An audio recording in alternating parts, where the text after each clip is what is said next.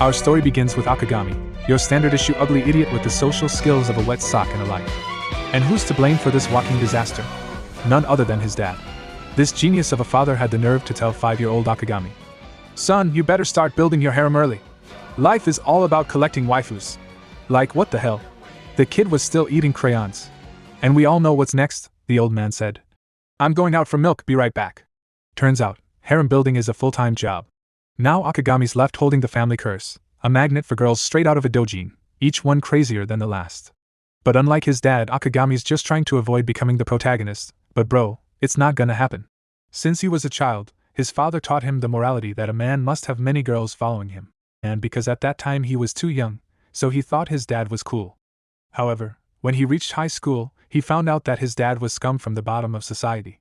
He studied very hard and always shoved a book in his face, even when his friends invited him to go out and socialize. He was determined to pass the exam to enter a state civil service company with a stable salary. Today, while he was walking home, suddenly a bag of rice came out of nowhere, bumped into him, and made him roll a few times before he came to his senses. Then a girl carrying 2 bags of rice ran over. "Sorry," she hurriedly said. Seeing her, he was immediately stunned by the girl's seductive beauty, but then he quickly left, blaming himself for not having any willpower at all. Just seeing a girl on social media made him fall in love even though he tried to deny it. He left the girl behind, but her face kept appearing in his mind. From that day on, he became a real fanboy. When he saw the girls in school and his friends invited him to go drinking, he forgot about studying. Damn, I was so busy at work that when I got home and thought about it, I realized that I had become an unacceptable bad guy because of love at first sight. Now he made a very bold decision, to submit an application for leave from school to go to the temple to become a monk. He came to the temple gate and sat down, thinking he had escaped from worldly life. But when he rang the bell, the girl he met the day before opened the door. He was shocked. He thought this was just an illusion until he saw her running out with a pair of juicy peaches. She introduced herself as Suzuki. When he saw her, he immediately turned around and left. Unexpectedly, after only a few steps, he tripped over a rock and fell against a tree. The girl ran to ask him if he was okay. The young man kept denying it, but his eyes were distorted. He kept looking at that pair of super big peaches until he couldn't hold it in anymore and said, "Marry me." Then the girl invited him into her house to drink tea to calm down. "Did you forget something?" The girl asked right away what he liked. It was really unique. Akemitsu just thought that it was a test from this temple for him, so he was very confused, not knowing how to look at the beauty of the girl that made him infatuated. But immediately after that, he punched himself to wake up. He escaped to the bathroom to calm down and think, then discovered a cat stuck in a well. He went to save it but unfortunately fell down and fainted. On this side, the purple-haired girl was calling to complain to the matchmaker because she thought Akemitsu was the person introduced by the matchmaker, but the matchmaker said that her blind date was with her. Right at that moment, the blonde girl named Suku was spying on Suzuki and said, "Damn ghosts and demons. I didn't understand anything while we were talking when suddenly Akemitsu came with his head full of soy sauce, and I was shocked to see that." In addition, the young man Akemitsu fell on top of someone else's girl and even touched her peach. Suzuki immediately got kicked and paralyzed, then the two of them ran away together. Kagua's younger sister was shocked when she saw Akamitsu chase her 2 sisters. She suddenly fell down, but luckily Akamitsu ran over to catch her in time. On this side, 2 girls named Kagwa and Mia were sitting practicing calligraphy when they heard the noise. Mia went out to check and was caught by the young man Akamitsu. He bumped straight into her, knowing it was unintentional, but his hand was placed there. Who wouldn't misunderstand? But at this moment, Suzuki and Sukui ran out to the sidewalk. The two realized that the devil had taken over their big round souls. Right at this moment, Akemitsu also found the 2 of them. He approached to explain to them, but because he was so tired from running just now, he looked no different from a demon. So Suzuki just gave him a palm strike, thinking it was a prayer for his mother. Then at night, he and everyone sat down to talk to each other. After a while, they realized it was all just a misunderstanding. Akemitsu didn't understand why his uncle introduced him to this monastery. It was a place for girls only, and boys were forbidden. Suzuki immediately bowed down and apologized to him for hitting him. "We were wrong," Kiki said. "I was wrong." So she suggested letting him stay here to practice for a while. The rest of the people heard this and strongly objected, but the young man was still very arrogant. He thanked everyone for their kindness and asked for permission to get out of there. Akemitsu went to the bus stop and sat thinking about the future when Suzuki appeared. She said there were no more buses at this hour. "Well, then both sides are at fault," she said, inviting him to go home and sleep over. Akemitsu still refused the offer and said he wanted to be self-reliant. He was already addicted and still shy. After a while of talking, she found out his family name was Akagami Suzuki, and immediately realized that this name was familiar. She took him back to the temple to ask him what had happened. As soon as he reached the temple, Mia greeted him with a few arrows. It turned out that his father, who had lost face, borrowed money from the temple and ran away with his lover. Suzuki thought that if the father owed money, the son would pay. If he didn't have money, he would sacrifice himself. But it seemed his monkhood would end in this life. Never mind, everyone objected to letting him stay here, but once Suzuki had made up her mind, no one dared to speak up. After the deal was done, Suzuki took him on a tour of the temple and encouraged him to slowly get used to it. Unfortunately, the two girls' love scene was seen by other girls. They suspected that she must have been given some kind of love potion by the pervert Akemitsu. Everyone decided to find a way to kick him out. Kiki thought the best plan was to use beauty tricks, specifically using the person with the most unattractive body to seduce him. They would wait until he took the bait, then catch him red-handed and get rid of him. The person who carried out this plan was none other than Sukue, to pay off her debt as quickly as possible. So from early morning, Akemitsu woke up to clean the house and prepare breakfast for everyone. Doing things like this made him feel like he had found his pure and perfect self again. At this time, Suzuki woke up and went to the kitchen to ask him what he cooked that smelled so good. Seeing her in this tight outfit made the young man freeze. The whole scene was seen by Sukue. She guessed that this guy was looking at her sister's pair of peaches, so at breakfast, she criticized her to get an excuse to chase him away. But because the food was so delicious, she forgot her main purpose. Suddenly, she thought again, she couldn't let the food overshadow her will. She said she had something to ask him, but when she just got there, Akemitsu's eyes bumped into her breasts again. This made her even more certain that he was a real pervert. Sukue took him to change into a set of clothes and said it was a temple outfit for work, but in reality, it was a set of summer clothes. In this hot November weather, young Akemitsu definitely couldn't last and would have to leave soon. But he felt very excited and completed all the work from cleaning the bathroom, living room, and tombstones, all spotless. He even did the financial statistics, found the problem, and fixed it. Even though he admired his ability, she still refused to give up. This time, Sukue was more daring while he was taking a bath. When she saw Akamitsu in the bathroom, her mind went blank. Akamitsu was very surprised to see her sitting in front of the door, and he immediately turned back to the bathtub. At this time, Sukue started laughing. Suddenly, she felt like she was a big girl. She was confused, slipped, and hit the cabinet. Mitsu worried that she was injured, so he rushed to help her. Just then, Suzuki heard the noise and came over. The two were very panicked.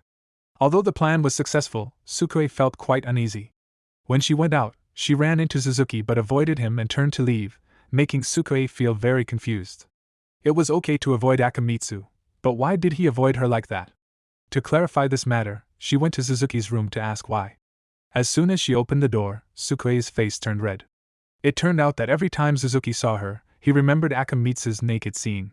Sooner or later he would look. Suzuki now knew Sukue intended to seduce Akamitsu to chase him out of there, so she didn't need to hide it anymore. Why did she know? Because Lady Kiki told her. Sukue asked her why she agreed to let Akemitsu stay here. Suzuki said any mother who saw this scene would do the same. Moreover, she also saw his seriousness and sincerity. Remembering how Akemitsu had stood up to protect her, she was enlightened and accepted him here. But Sister Nikki was already standing at the door and announced that Akemitsu had packed his luggage and left because he had stolen his daughter's first kiss. So he went to the police station to surrender. The policeman immediately kicked him out. When he arrived at his boarding house, the landlord said that someone new had moved in. All his belongings had been thrown away, and he had nowhere else to go, so he had to stay under the bridge. He started to cry out because he was hungry. I wish I could meet Suzuki right now, he thought. But suddenly she appeared right in front of him. It turned out that right after he left, she chased after him because it was raining, so her shirt got wet. But then his true form appeared. He wanted to run away so much, but when she asked him why he left, he said she was the one who chased him out of there. Now she turned to ask him, is it real? Only then did Suzuki remember when she told him to get out of the bathroom, making him misunderstand. She said he just needed to explain to her, and hoped he would rely on her. Knowing he was 21 years old, she told him that he was a mature adult and should still act spoiled, not slap others too much. Rely on her now. Akemitsu just realized she was a very individualistic girl. Suzuki started preaching. The first lesson of enlightenment is that people don't feel lonely once they come to her, thus, he wouldn't be alone anymore. At this moment, Sukui also appeared. She apologized to him for everything, telling them she went back because she was hungry. Before leaving, she gave him a note of 5 million yen for the kiss because this was her first kiss, and she wanted him to take responsibility. When he got back, Mia was shocked because Sukui agreed to let Ikemitsu stay in the kitchen. The two were talking to each other when Suzuki asked Sukui to take a bath. By the way, Kagu felt very happy to know that he came back. When cooking with Kagu, he really wanted to know about Suzuki's 17 years of life, accidentally saying it, so Kagu thought he was spying on the bathroom. But he denied it, saying he was a monk. How could he do something bad? She thought lust wasn't a bad thing, but Suzuki could sometimes be lustful in a cold, charming way. So if Ikemitsu peeked, Suzuki wouldn't be angry. Whereas he didn't expect this girl to be so innocent, he shouldn't be subjective because before, Suzuki really liked to tease others. So since then, she forced herself to become a perfect person, and Sukui did too. But since then, when he came here, the two of them became sillier. The little girl felt very happy when her two sisters came back to their old ways. To reward him, she decided to open the door for him to see her two sisters taking a bath.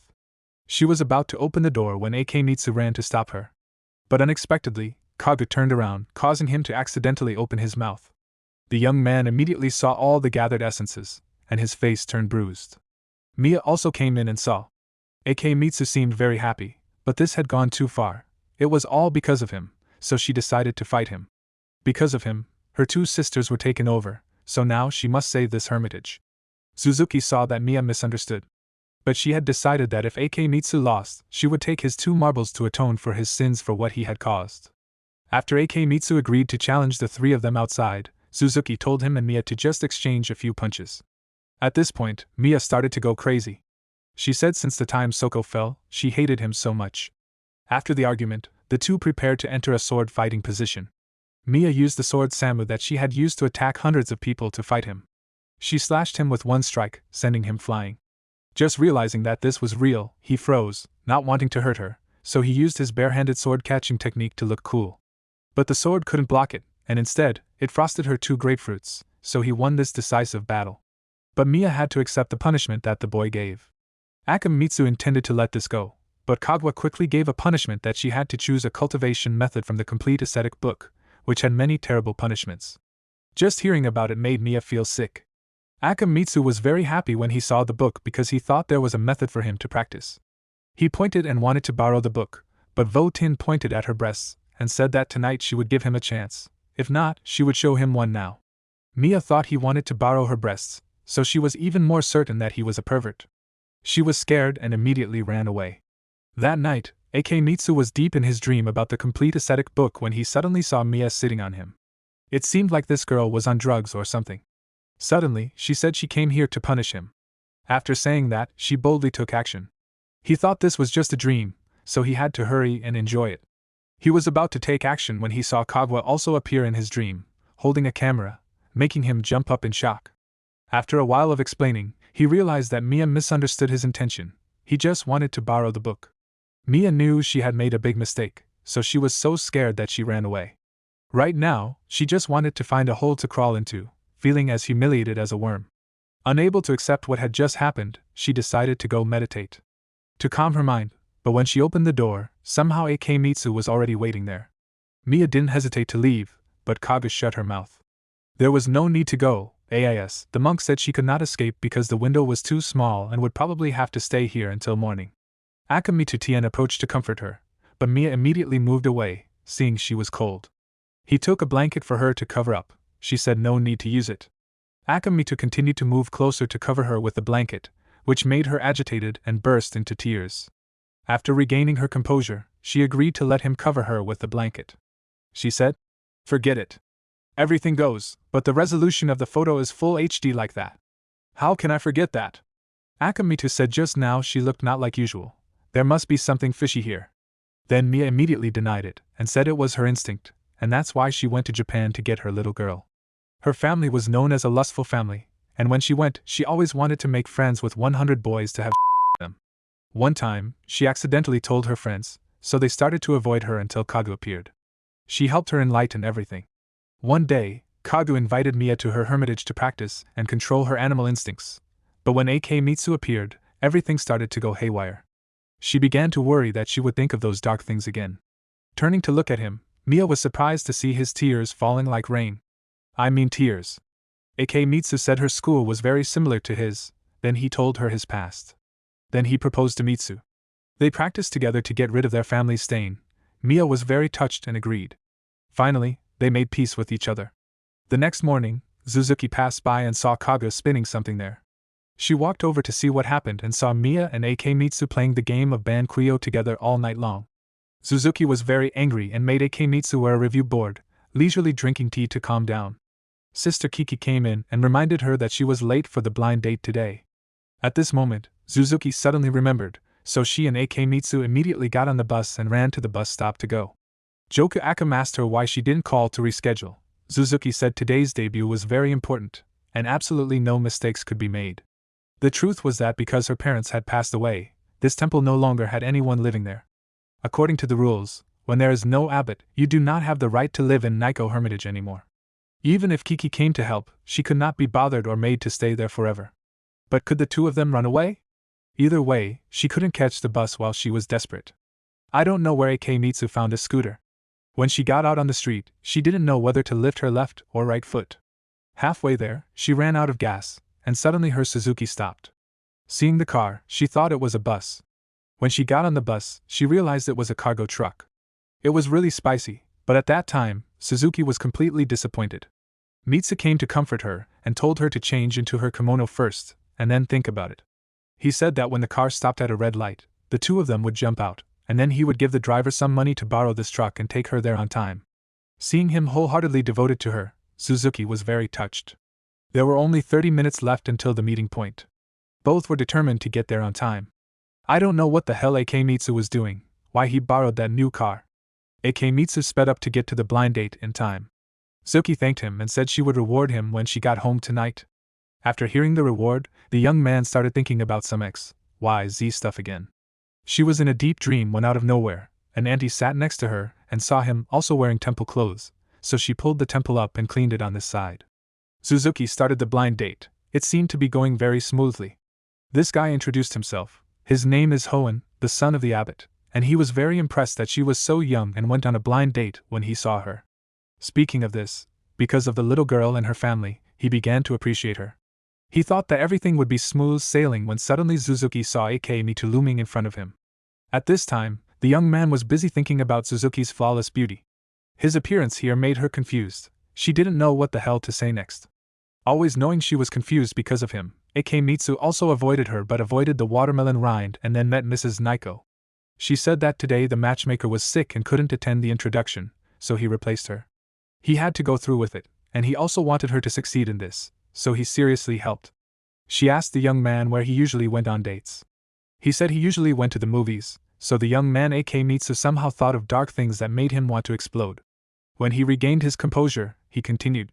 He asked the young man where he often went on holidays. He said he was going to bathe in a hot spring. Hearing this, his blood started to boil. The young man added that he wanted his wife to let him have 10 children, which made him realize that the blind date was messed up by Akemitsu. She represented him. Sorry, I thought he would be angry, but no, he gently said. Akemitsu, yes, Suzuki seemed to be genuinely worried about her. Hearing this, Suzuki felt very touched.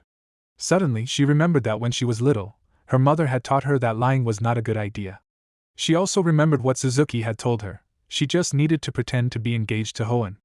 After 3 years, when she was old enough to be the abbot, she only needed to write a divorce petition, and it would be done. But she couldn't do that because that would be no different from cheating, so she told the whole truth to him. Hoenn said that she admitted that she married him only to maintain Mikazuki Temple, but she still wanted to marry him to maintain the temple. Hoenn also lost his voice at this time. He said Min knew this temple was very well, dirt poor. Didn't even have money to fix the main electricity. Hearing this, Suzuki felt extremely angry, but because it was true, she just had to sit and listen to the name called in. He also advised her to give up that temple. I haven't even taken care of myself yet. How can I take care of others? At this moment, Akam appeared and prayed to help Suzuki, but he still refused, saying that running Nico's temple was not easy, and that if she was not careful, it would cause trouble for both her family and the others in the temple. The monk frankly replied that since she had helped him twice, he would definitely help her no matter what. Then the Inchan guy played the role of a messenger and questioned him if he was sure to stay with her for the rest of his life. Even when he was sick, the young man Akemitsu swore over and over again, but Suzuki then felt awkward. After a while of beating around the bush, the official finally agreed to a nominal marriage to help Suzuki keep the temple. After completing the mission, the two happily left. Now it's late at night. The two of them can't catch the train and can't catch a taxi, so both of them don't know what to do. While not knowing where to go, the motel appeared right in front of them. Akamitsu secretly thought he couldn't go in there, but when Suzuki invited him to chat for a while, he ran in, booked a room, and went into the room thinking he would eat and sleep. As long as he didn't look at the wall on the other side, it would be fine. Somehow when Mrs. Suzuki kept showing off her cosplay, the young man's lustful side arose. He thought she did it to relieve stress, but somehow she said that they could even watch. So he had to get rid of these distracting thoughts right away. Feeling embarrassed, Suzuki told him to take a bath first, making his wild imagination start to run away again. Sitting in the bathtub, he started to calm down and said, "Suzuki, it's impossible to be so lewd." On this side, Suzuki was watching a movie because she thought he had a pink pig and saw Akemitsu walking outside. She quickly turned it off and went into the bathroom. Akamitsu saw the TV and was about to watch it. He just turned it on but turned it off immediately because he saw what Suzuki had just watched. Something crazy is about to happen. Make sure to subscribe and hit that notification bell so you don't miss the next part. It's going to get even crazier. Drop your thoughts in the comments, and if you enjoyed the video, smash that like button to help us get it out there faster. Trust me, you won't want to miss what's coming next.